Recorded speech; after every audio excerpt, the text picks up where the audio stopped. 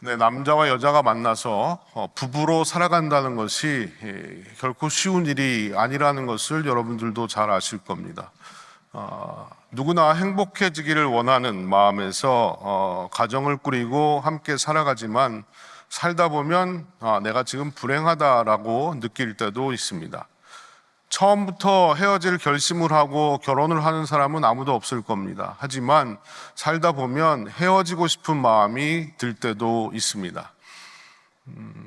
부부가 이혼을 하는 가장 큰 이유가 겉으로 드러난 것을 들어보면 성격 차이다라는 말들을 많이 합니다. 왜냐하면 남자와 여자가 너무 다르기 때문에 그럴 수밖에 없겠죠.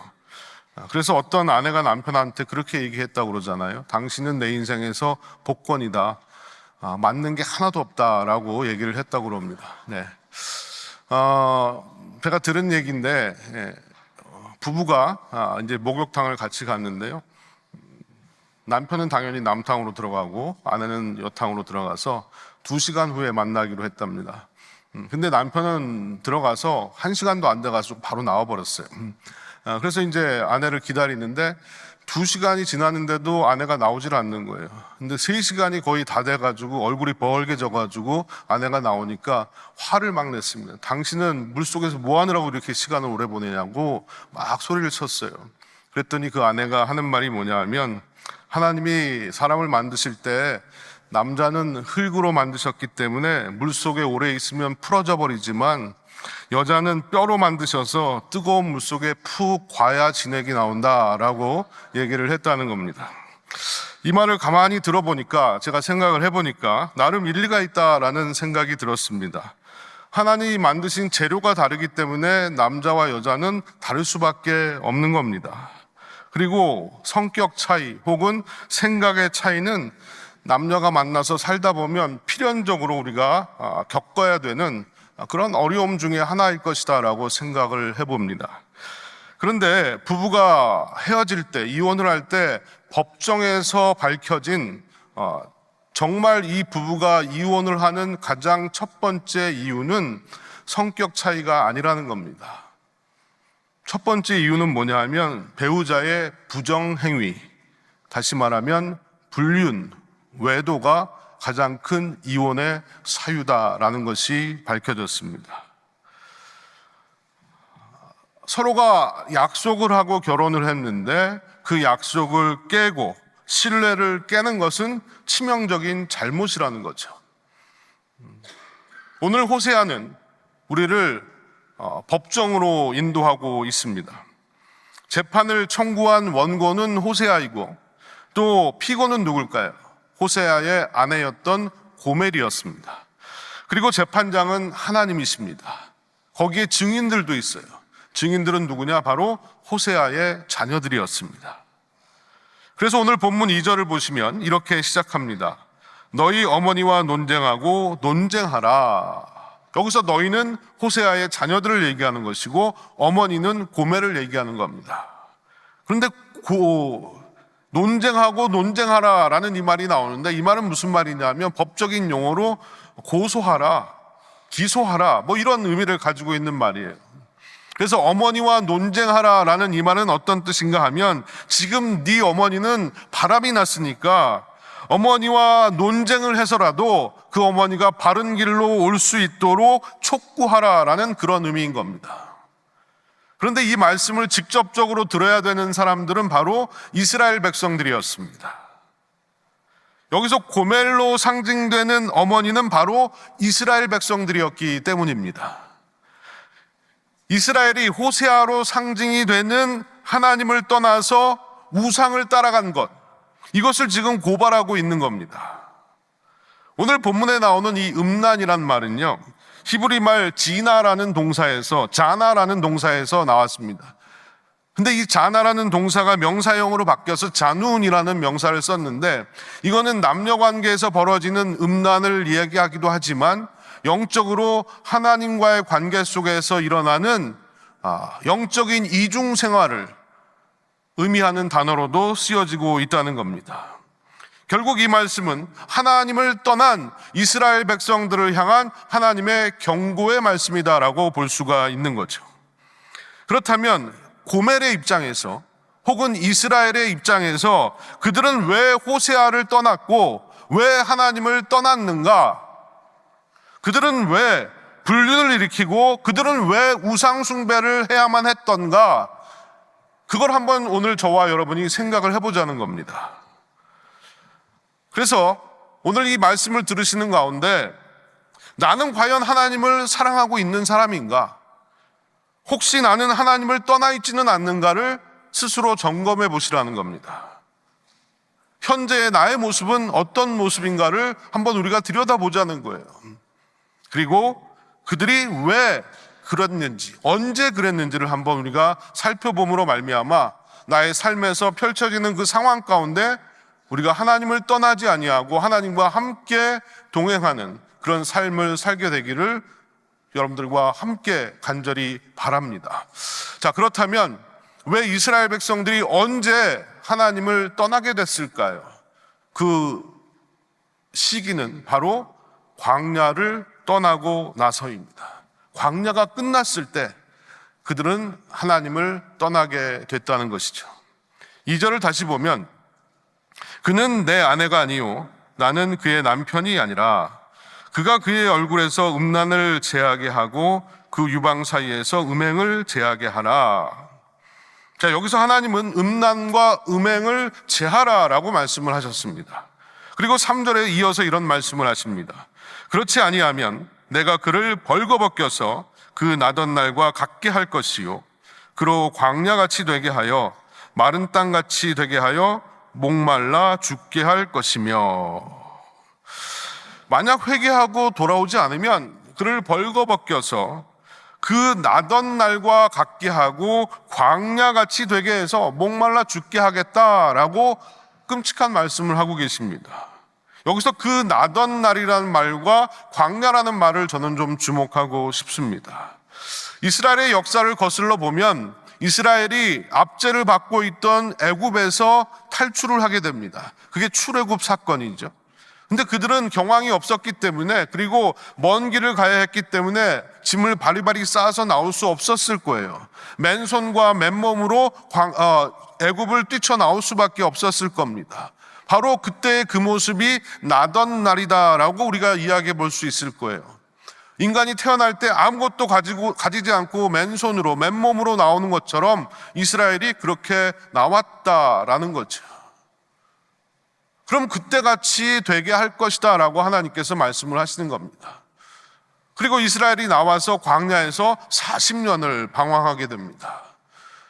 얼마나 이 이스라엘에게 있어서 광야는 죽음의 장소이고 고통의 장소였어요. 그때로 다시 가게 하겠다라는 이 말씀은 저주와도 같은 말씀일 겁니다. 그런데 그들이 이제 광야를 지나서 가나안 땅에 들어오게 되었습니다. 정착을 해서 살기 시작했다는 거예요. 광야에 있을 때는 텐트를 치고 걷고 하면서 너무나 불편한 삶을 살았고 광야의 짐승들이나 적들의 공격을 두려워하면서 살 수밖에 없었습니다. 그런데 가나안 땅에 들어와서 그들은 농사라는 것을 짓기 시작했고 정착 생활이라는 것을 하기 시작했어요. 굉장히 안정된 삶을 살기 시작했다는 거죠. 그런데 광야가 끝나고 가나안의 삶을 시작하면서부터 그들이 가나안 우상을 알게 되었습니다. 그리고 가나안 우상을 섬기는 이중 생활이 시작되었다는 겁니다.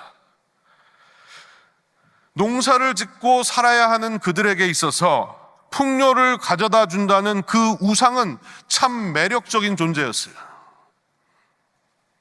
결국 광야를 벗어나서 먹고 살 걱정이 다 사라졌을 때 그들은 우상을 숭배하게 되더라는 거죠. 그렇다면 가나안에 거하게 됐다는 것이 그들에게는 한편으로는 축복일 수도 있지만 다른 한편으로는 영적 불륜의 시작이 되었다라는 사실을 우리는 놓쳐서는 안 된다는 겁니다. 여러분, 광야는 우리를 nothing, 지로로 만드는 곳입니다. 그래서 이진희 목사님이 쓰신 광야를 살다라는 책에 보면 이런 이야기가 나옵니다. 제가 좀 다시 정리를 해서 여러분들께 소개를 해드리면, 아브라함에게 아들의 약속이 이루어질 때까지 25년 동안 기다리게 하신 것은 가능성을 지로로 만들기 위한 하나님의 광야였다. 다윗도 광야로 내몰려 13년 동안 광야에 살며 지로가 된 후에 왕이 되었다. 바울도 주님을 만나 회심했지만 고향 다소에서 13년의 광야를 경험했다. 광야는 나의 무능함을 깨닫게 하는 곳이고 하나님의 위대하심을 경험하게 하는 곳이다. 그렇습니다.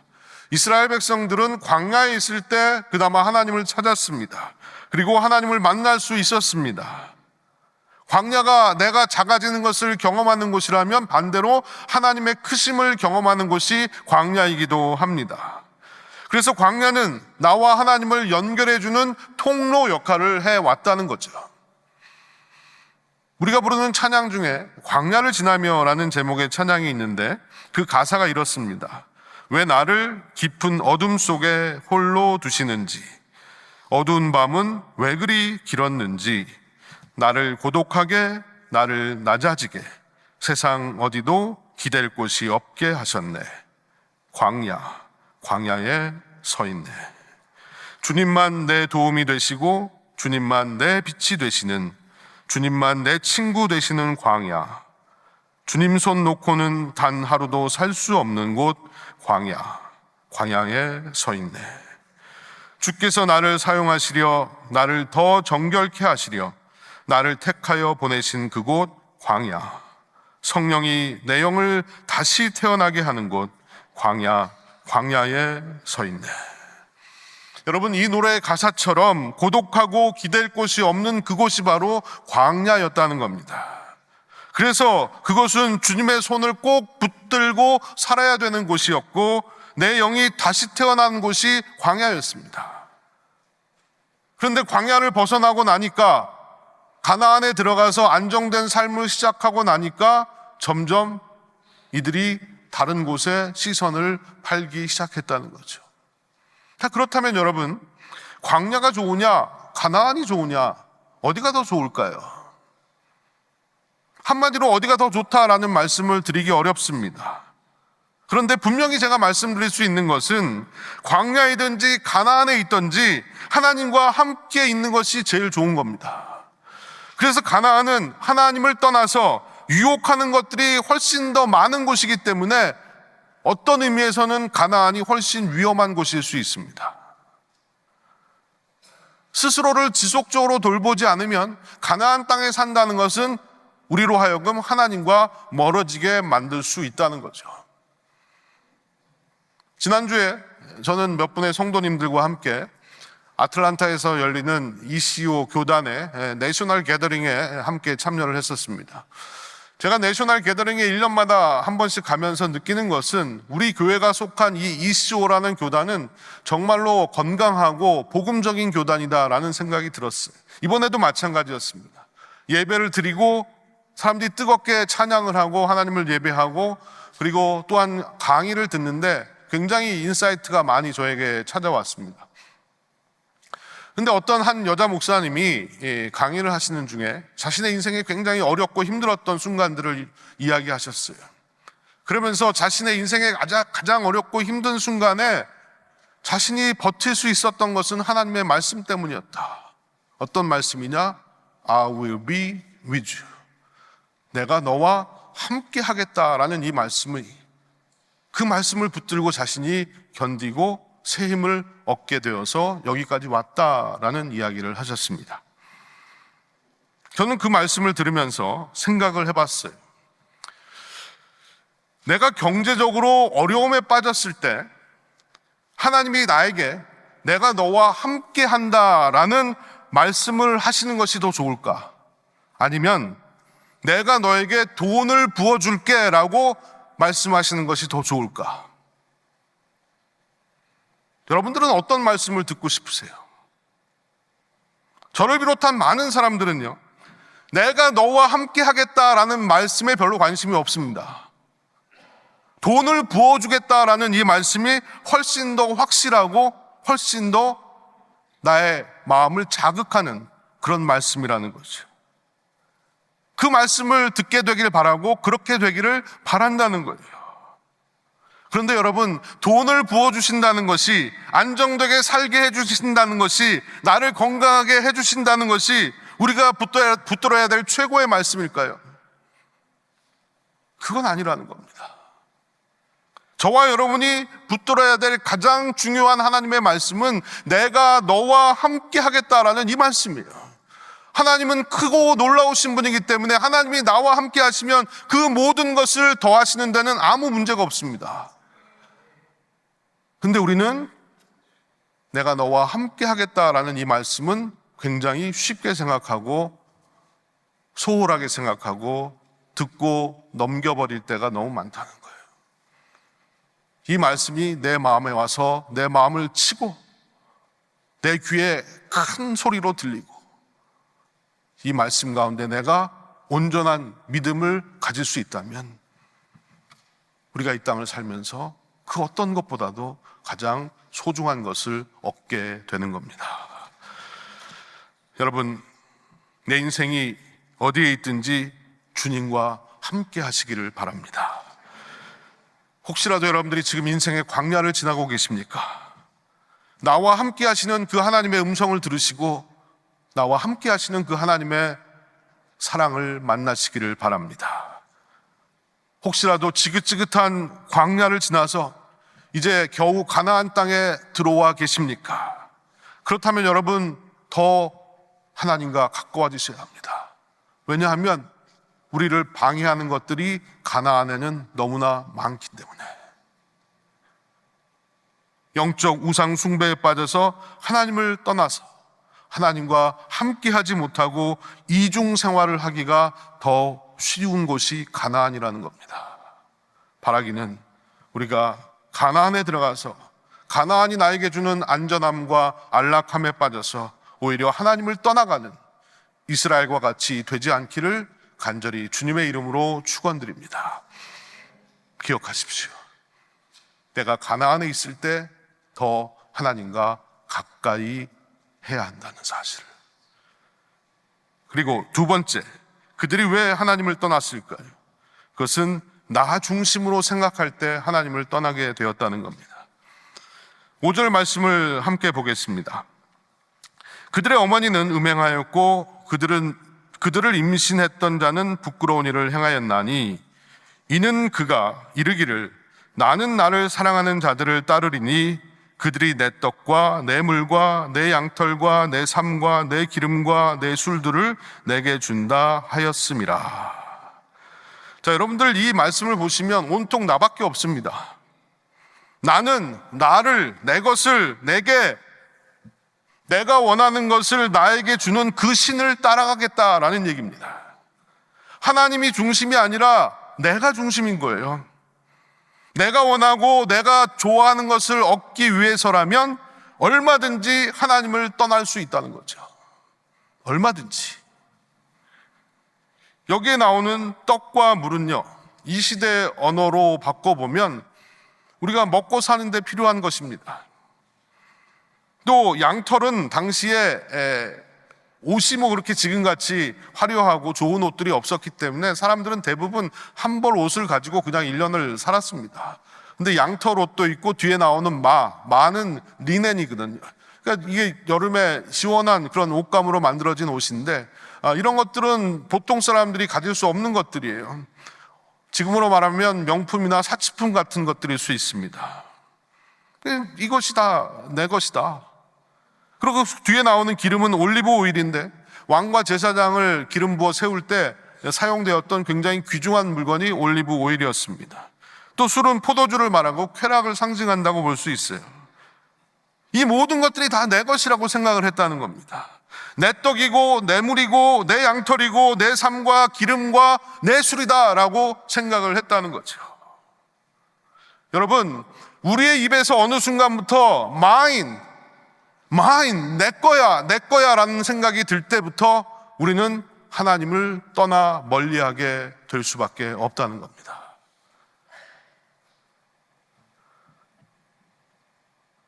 어제 제 아내와 함께 동네 한 바퀴 산책을 했는데 산책을 하다가 제 아내가 그런 얘기를 해요. 지금 제 아내가 그 알렌 시티에서 운영하는 그 레크레이션 센터에서 팔타임으로 일을 하고 있거든요. 근데 거기에 이제 아이들을 돌보는 일을 하는데, 자기가 거기에 온 아이들을 이렇게 유심히 관찰해 보니까 어떤 한 아이가요, 거기에 들어오면 장난감을 가질 수 있는 만큼 끌어모은다는 거예요. 그리고 장난감을 꽉 쥐고 1시간 내내 그러고 앉아 있더라는 거예요. 이걸 뺏길까 봐 꽉 쥐고 아주 굉장히 무서운 표정을 짓고, 애들이 와서 달라고 그러면 This is mine, 내 거라고, 줄 수 없다, 내 거야, 내 거야 라고 얘기하면서 그러고 앉아 있더라는 거예요. 그런데 오히려 다른 애들은 그 놀이터에서 신나게 놀고 친구들하고 같이 즐거운 시간을 보냈는데, 얘는 장난감을 끌어안고 아무것도 못하고 그러고 있더라는 거예요. 그런데 더 안타까운 것은 1시간 후에 엄마가 데리러 오면 장난감 다 놓고 엄마 따라 가더라는 거예요. 그러면서 이게 어떻게 보면 우리의 삶의 모습과 너무 비슷하지 않냐라고 얘기를 하는 거예요. 여러분들이 끌어모은 장난감이 뭡니까? 여러분들은 어떤 장난감을 소중히 여기고 끌어안고 놓지 않으려고 하고 계세요? 이 장난감을 지키려고 하다가 인생을 누리지도 못하고 인생을 제대로 살지도 못하면서 그냥 이 땅에 하나님께서 부르시면 그 장난감을 놓고 우리는 다 떠나야 되는 인생인데, 그 장난감 때문에 스스로 불행한 인생을 살고 있지는 않으십니까? 장난감을 지키기 위해서 여러분들의 인생을 낭비하고 있지는 않으세요? 하나님이 이 땅을 즐겨라, 이 땅에서 행복하게 살아라 라고 우리를 이 땅에 보내셨는데, 우리는 그 장난감 때문에 이것이 내 거이고 내 거를 내가 지켜야 되고 더 많은 장난감을 모아야 된다는 이 생각 때문에 우리 인생이 너무 힘들고 어려워지지는 않았습니까? 여러분 한번 잘 생각해 보십시오.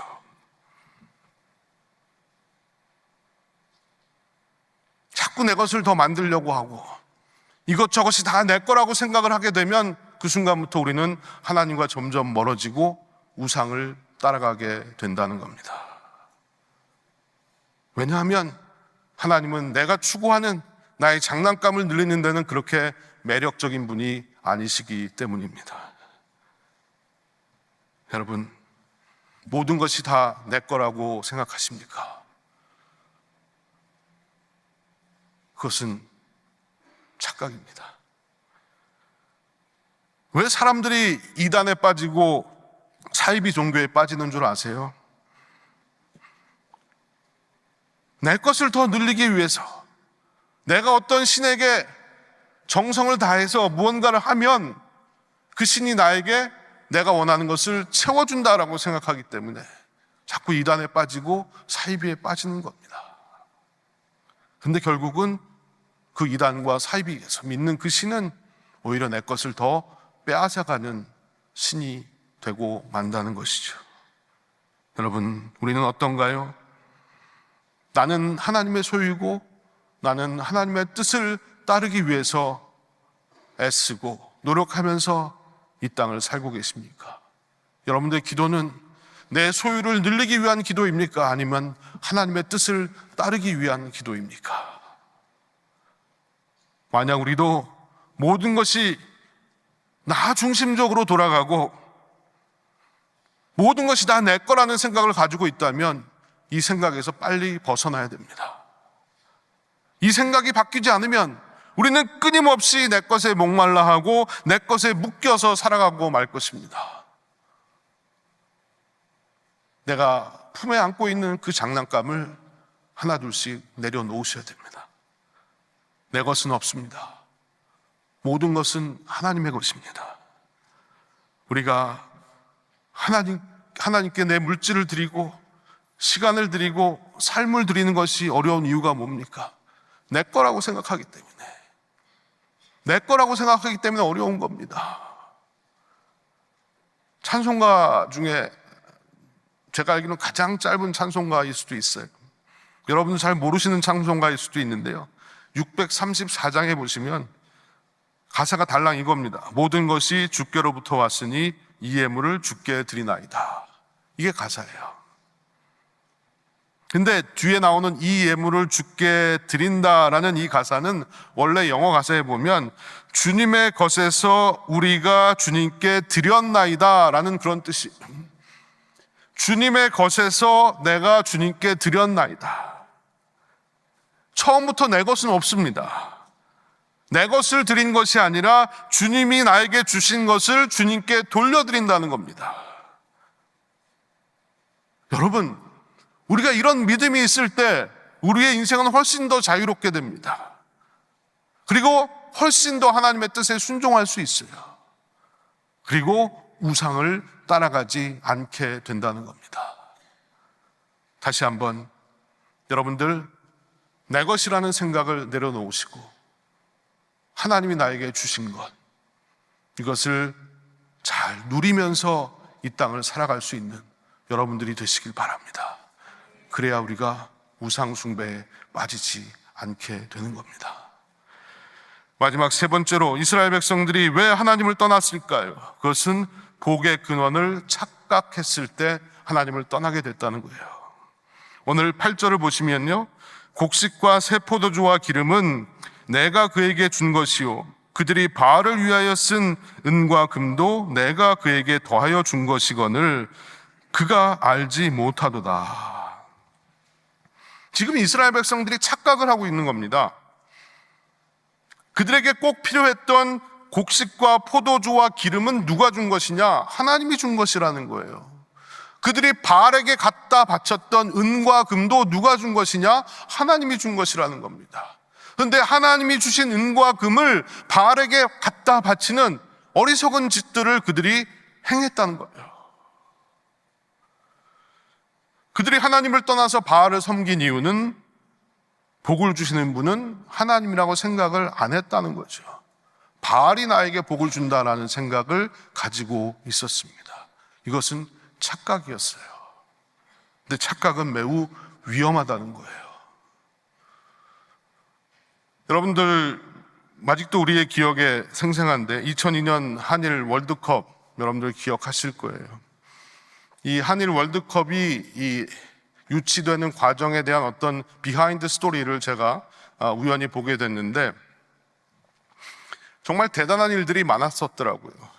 사실 그때까지만 해도 일본이 거의 월드컵을 단독으로 유치하는 것으로 거의 가고 있었습니다.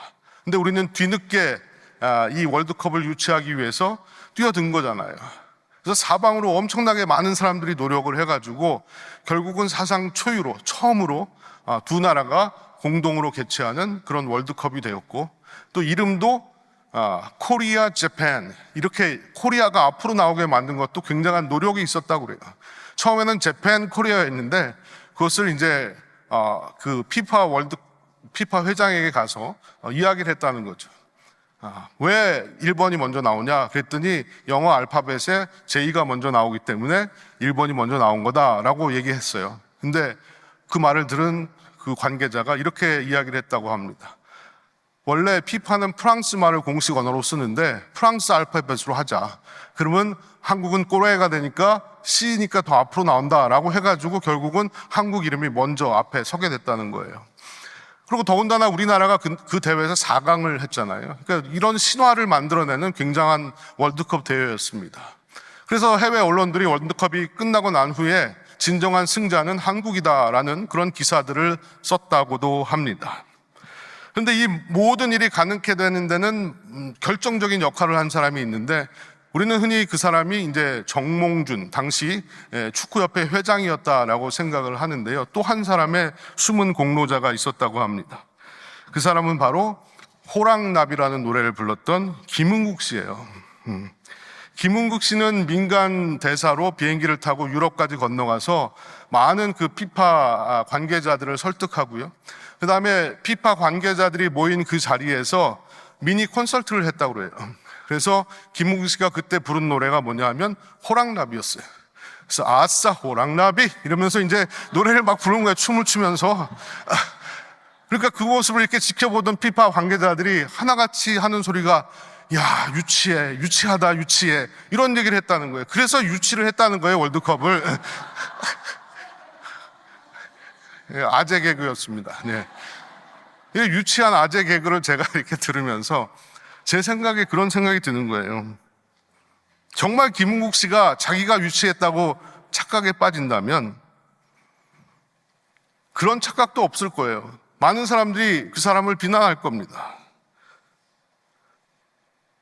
그 사람은 잘못된 거죠. 생각이 잘못된 거죠. 그런데 시선을 우리에게 돌려보면 우리 역시도 착각에 빠져 있어요. 하나님이 주신 것을 내가 만들었다고 생각을 합니다. 하나님이 주신 것을 세상이 나에게 줬다라고 생각한다는 거예요. 이런 착각은 본인이 아무렇지도 않게 생각을 합니다.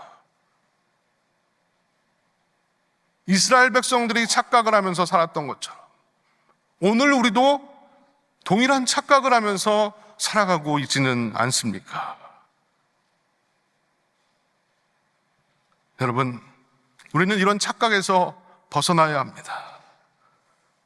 우리가 이 땅에서 살아가는 데 필요한 것들은요, 내가 만들어내거나 세상이 나에게 준 것이 아니라 하나님이 은혜로 나에게 주신 것임을 믿습니다. 하나님께로부터 온 거예요.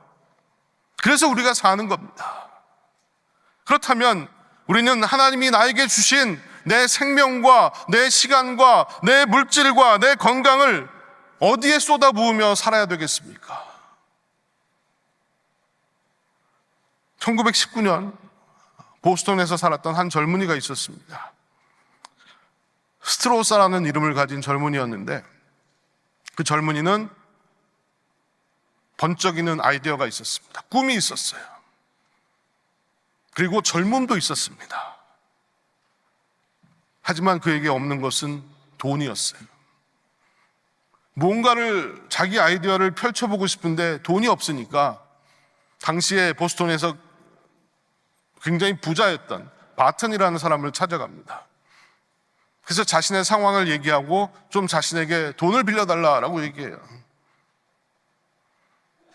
기록에 의하면 2,000불이라고 하는데 당시 2,000불은 아마 지금의 거의 한 200만 불가량 될까요? 굉장히 큰 돈이었겠죠. 근데 생판 모르는 사람이 와가지고 나한테 돈을 빌려달라고 하면 아무리 돈 많은 부자라고 할지라도 주저하고 거절할 겁니다.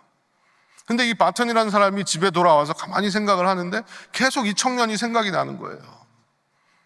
내가 땅에도 투자를 하고 건물에도 투자를 하는데 이 젊은이의 꿈에 한번 투자를 해보자. 그런 생각이 들어서 그 젊은이의 꿈에 투자를 했습니다. 그리고 이 스트로사는 1년 만에 성공을 거둬요. 그래서 자신이 빌렸던 돈을 다 갚아줍니다. 그런 후에 10년이라는 세월이 흘렀고 미국의 대공황이 찾아옵니다. 그때 보스턴의 갑부였던 이 바튼이라는 사람도 지금 파산의 위기를 맞이하게 돼버렸어요. 이 소식을 들은 스트로사가 이 바튼을 찾아가서 상당량의 돈을 그에게 전해줍니다. 바튼은 그 돈을 보고 이렇게 얘기하죠. 자네는 이미 나에게 빌린 돈을 다 갚지 않았는가? 그랬더니 이 스트로사가 바튼에게 이런 얘기를 했다고 합니다. 원금은 갚았지만 은혜는 아직 갚지 못했습니다. 원금은 갚았지만 은혜는 아직 갚지 못했습니다. 참으로 멋진 말이라고 생각합니다. 여러분들이 가지고 있는 것들을 하나님께서 내게 주신 은혜라고 생각하신다면, 은혜라고 믿으신다면 우리는 은혜 갚는 인생을 살아야 되지 않겠습니까? 원금만 갚고 내가 할 일 다 했다라고 생각하고 계시지는 않습니까? 여러분, 은혜를 아는 사람에게 은혜가 더해질 줄로 믿습니다. 은혜를 갚을 때 은혜 위에 은혜가 더하게 되는 겁니다. 내게 복을 주시는 분은 하나님이십니다. 나에게 은혜를 베푸신 분도 하나님이십니다. 그것을 안다면, 그것을 믿는다면 엉뚱한 것에 나의 삶을 쏟아붓고 하나님이 나에게 주신 것들을 우상에게 갖다 바치지 말고 하나님의 은혜를 갚는 데 써야 되지 않겠습니까? 제가 설교를 준비하다가 문득 이 찬양의 가사가 생각이 났어요. 웬 말인가 날 위하여 주 돌아가셨나. 그 찬송 여러분들도 아실 거예요. 그 마지막 절이요, 늘 울어도 눈물로써 못 갚을 줄 알아. 몸밖에 드릴 것 없어 이 몸 바칩니다. 이 가사가 제 마음을 울리는 거예요. 늘 울어도 눈물로서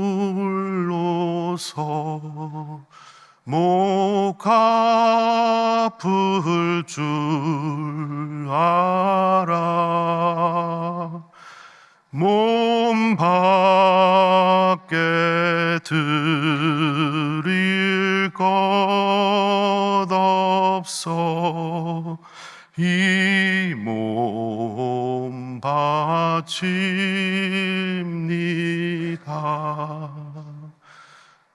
제가 이렇게 살지 못했거든요. 주님께서 나에게 은혜를 베푸셨다고 이야기하면서도 은혜 갚는 삶을 살지 못하고 있는 제 모습이 생각이 났습니다. 여러분들은 어떻게 살고 계십니까? 내게 주신 모든 것이 하나님의 은혜라고 믿으십니까? 그 믿음 위에서 내가 은혜 갚는 삶을 살고 있으십니까? 부디 바라기는 우리 빈내리 교회 성도님들, 하나님께서 나에게 베푸신 그 은혜, 내가 만들어냈다고 생각하지 마십시오. 세상이 나에게 줬다고 생각하지 마십시오. 하나님이 주신 것입니다. 이 믿음으로 은혜 갚는 인생을 살게 되시기를 간절히 축원드립니다. 그러지 않으면 우리는 하나님을 멀리 떠나게 됩니다. 우상을 따라가게 됩니다. 영적인 이중 생활을 하게 된다는 겁니다. 말씀을 정리하겠습니다. 이스라엘은 광야가 끝나고 오히려 가나안에 들어갔을 때 하나님을 떠나게 되었습니다. 혹시라도 여러분 내 인생에 가나안으로 들어왔다라고 생각이 되신다면 더욱 조심하셔야 됩니다. 또 이스라엘은 나 중심으로 살아갈 때 하나님을 떠나게 됐습니다. 내 것이다, 내 것이다, 내 것이다 라고 내 것을 늘려갈 때 그들은 우상에 빠지게 되었습니다. 그리고 이스라엘은 복이 어디서 오는지 착각했을 때 우상 숭배에 빠지게 되었다는 겁니다. 여러분 모두는, 그리고 저는 이런 이스라엘의 잘못을 반복하지 않기를 간절히 소원합니다. 이 땅을 살아가시면서 진정으로 주님 안에 거하시고 주님과 함께 살아가시는 여러분들 모두가 되시기를 주의 이름으로 축원드립니다. 기도하겠습니다.